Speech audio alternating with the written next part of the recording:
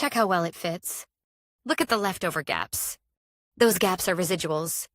Welcome back to the estuary census. When we try to find a mathematical model that matches our crab populations, we can't just look at a line and say it looks about right. We need a way to measure exactly how well the model fits our data. This graph maps data against a model line. The vertical distance from a crab's data point to the line is the residual. If these residuals scatter randomly, the model works. If they curve or fan out, the model is missing something important. By calculating these gaps, we turn a visual guess into mathematical evidence of fit. Let's see this for a single data point. The model predicts 42, but our actual value is 39. The formula is residual equals actual value minus predicted value. Plugging the numbers in, 39 minus 42 gives a residual of -3. That -3 tells us the exact distance and direction the prediction missed our real-world crab data. Now look at this new coordinate plane. We have a data point with a residual of +4. What does that positive sign tell us about the model's prediction?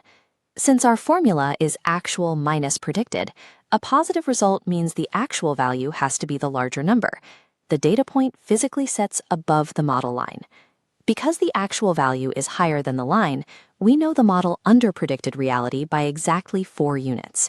The positive or negative sign on your residual acts like a compass, showing you exactly whether the model aimed too high or too low. Let's scale up and look at this full scatter plot mapping our entire dataset. Notice how the points start above the model line at small x values, dip below it in the middle, and rise above it again at the end. We can isolate these gaps by creating a residual plot. We flatten the model line into a horizontal zero line and plot only the vertical errors.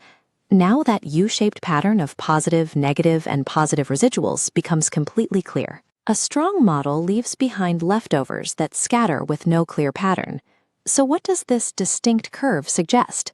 When the errors form a structure like this, it proves the model is systematically missing the true shape of the data. This particular function is a poor fit. To evaluate any model, we measure the residuals. They tell us exactly how far an actual value is, above or below a prediction. This cheat sheet summarizes our 2 main checks. If the residuals scatter randomly, the relationship is captured. If they fan out or curve, the model is missing key elements.